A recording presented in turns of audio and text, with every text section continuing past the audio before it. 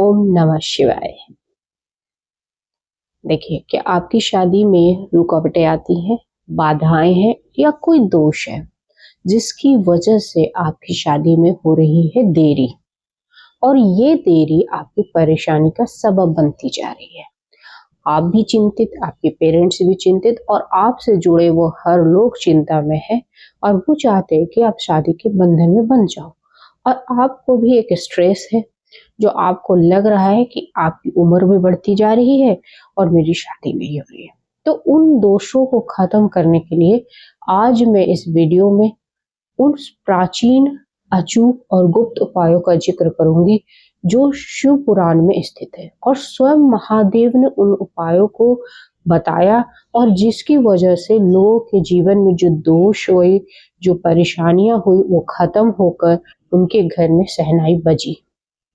तो उस शिव पुराण के अचूक उपायों को जिक्र करने से पहले वीडियो को लाइक, सब्सक्राइब कर दीजिएगा ताकि शिव की कृपा आप पे बनी रहे। ओम शांति। आप पे शिव का विश्वास बना रहे, यही मेरी शुभ भावना और शुभकामनाएं। देखिए, आपकी शादी में जो देरी होती है उसका रीजन होता है ग्रह दोष, आपके कर्म, आपका प्रारब्ध, और उसी की वजह से देरी होती है। हमारा प्रारब्ध जो निश्चित है वो तो होगा, हम अच्छे कर्म करते जाएंगे, पर जो ग्रह दोष है उसको कैसे खत्म करेंगे?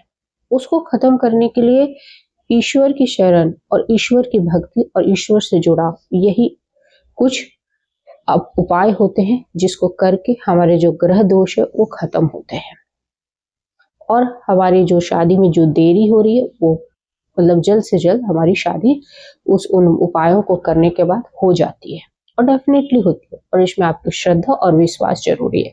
और मुझे ऐसा लगता है कि शिव पे तो हर कोई विश्वास करता है, क्योंकि शिव आदि भी है, अनंत भी है। शिव हमारे सारे प्रॉब्लम्स को शुरू से ही खत्म करते आए हैं, चाहे वो समुद्र मंथन का समय हो जहां अमृत और विष दोनों निकला और विष को पीने वाले एकमात्र शिव ही है। तो सारी ऐसा कहते हैं कि शिव की भक्ति से आपके जीवन में जो रुकावटें आ रही हैं, जो बाधाएं आ रही हैं, वो डेफिनेटली खत्म होती है अगर आप शिव भक्ति को, जो उपायों को आप बड़ी श्रद्धा और विश्वास के साथ करें। तो हम बात करते हैं पहले उपाय की। देखिए, पहला उपाय आप हर सोमवार से शुरू कर सकते हैं। कल भी सोमवार है और सोमवार की भक्ति कभी खाली नहीं जाती है, शिव की भक्ति कभी खाली नहीं जाती। हर सोमवार को आप एक लोटा जल, उसमें थोड़े केसर के पत्ते और साथ में कच्चा दूध डाल के शिव की अभिषेक करिए, शिवलिंग की अभिषेक करिए, और आपको मंत्र जाप करना है, ओम गौरी शंकराय नमः। ये तो ऐसा उपाय है कि आप हर सोमवार को करिए और आपके जीवन में जितनी भी बाधा है, शादी से भी रिलेटेड और अलग अलग जो दोष है, वो भी सब खत्म हो जाएगा। दूसरा जो आज मैं बताऊंगी वो शिव पुराण में गुप्त उपाय के रूप में है। ये उन्हीं लोगों के लिए है जिनके जीवन में बाधाएं हैं, जिनके जीवन में दोष है, जिनके जीवन में रुकावटें हैं, जिनकी वजह से उनकी शादी नहीं हो रही है। तो इस गुप्त उपाय को करके आप अपनी बाधाओं को खत्म कर सकते हैं और शादी के बंधन में जल्द से जल्द बंध सकते हैं। फिर वही कहूंगी कि विश्वास बहुत जरूरी है। और अब इस उपाय के लिए आपको क्या क्या चाहिए? तो आपको चाहिए शिव का सबसे प्रिय बेल पत्र, और वो भी 108। कोई भी भंग नहीं होना चाहिए, मतलब उसके पत्ते कहीं से भी कटे फटे नहीं होना चाहिए। आपको 108 बेल पत्र लेना है और सफेद चंदन का स्टिक आता है और वो आप लेना है। और सबसे पहले पूजा विधि को शुरू करने से पहले आपको बेल पत्र पे उस सफेद चंदन से राम राम लिखना है। पूरे 108 पत्तों पे आप राम लिख लीजिए और उसको रख लीजिए। अब शिव की पूजा शुरू करते हैं। सबसे पहले शिवलिंग पे हम चढ़ाएंगे, जल अभिषेक करेंगे और ओम गौरी शंकराय नमः मंत्र का जाप करेंगे। उसके बाद एक एक बेलपत्र को चढ़ाते समय मन के अंदर शिव और पार्वती का गठबंधन को याद रखेंगे, क्योंकि हमें ऐसा ही गठबंधन अपने जीवन में लाना है, हमें ऐसा ही गठबंधन अपने जीवन साथी के साथ निभाना है जैसे कि शिव और पार्वती का जो जोड़ा है वैसा ही जोड़ा हमें चाहिए।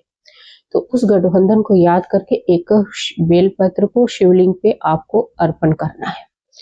और एक बेलपत्र को अर्पण करते समय हमारी शादी में जितनी बाधाएं हैं वो सब दूर हो रहे हैं, कष्ट दूर हो रहे हैं और मेरी शादी जल्द से जल्द हो रही है। इसी को चढ़ाते हुए और शिव पार्वती के गठबंधन को याद करते हुए आपको एक बेलपत्र उस शिवलिंग पे चढ़ाना है। ये आपका गुप्त उपाय है। और इस गुप्त उपाय को आपको कितने दिन करना है? और क्या ये हर दिन कर सकते हैं? नहीं, ये हर सोमवार को करना है। या तो आप 11 सोमवार या 16 सोमवार आप इस गुप्त उपाय को करिए। 5 सोमवार को करते ही आपके जीवन में कुछ बदलाव शुरू होंगे और आप जब देखोगे कि जीवन में जितनी भी रुकावटें, बाधाएं, शादी से रिलेटेड, पैसों से रिलेटेड, जॉब से रिलेटेड, वो सब खत्म होते जाएंगे और आपके ग्रह नक्षत्र पूरी तरह से सही हो जाएंगे और आपके जीवन में सिर्फ खुशियां ही का आगमन होगा। अब हम बात करते हैं तीसरे उपाय की, प्रदोष व्रत। और ये मुझे लगता है हर कोई इस व्रत से वाकिफ होगा क्योंकि महाशिवरात्रि भी प्रदोष व्रत है। ये महीने में 2 बार आता है। त्रयोदशी, हर 13वां दिन त्रयोदशी कहलाता है। और जो त्रयोदशी का व्रत रखना है आपको, उस दिन आपको उपवास रखना है और उसके बाद शाम को आपको शिव की पूजा करनी है। सिर्फ शिव की पूजा नहीं करनी है इसमें, शिव जी की, पार्वती जी की, कार्तिकेय जी की और नंदी की और गणेश जी की। आपने देखा होगा शिवलिंग के चारों ओर इन सब की भी मूर्तियां होती है। जिस मंदिर में आप जाते होगे तो आप ध्यान दिया होगा। तो इनके साथ साथ शिव जी के साथ साथ आप पार्वती, गणेश जी, कार्तिकेय जी और नंदी जी की भी पूजा आपको करनी है। ठीक है।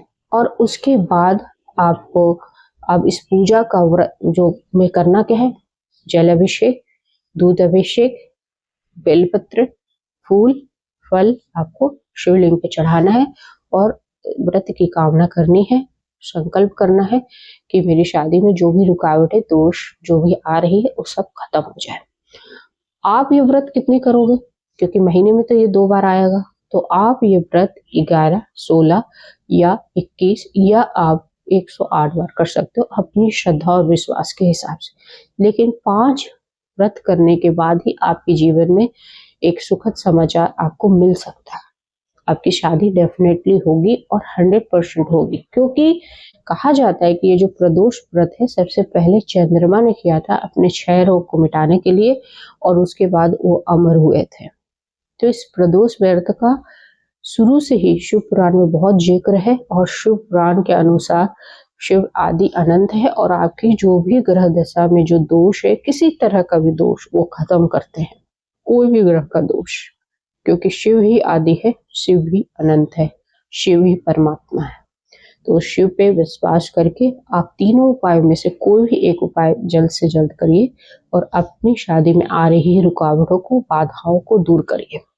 और अपनी उपस्थिति को इस वीडियो में दर्ज कराने के लिए हर हर महादेव या ओम नमः शिवाय जरूर लिखिए, क्योंकि यही पॉजिटिव एनर्जी आपके जीवन में भी सकारात्मक ऊर्जा लाएगी।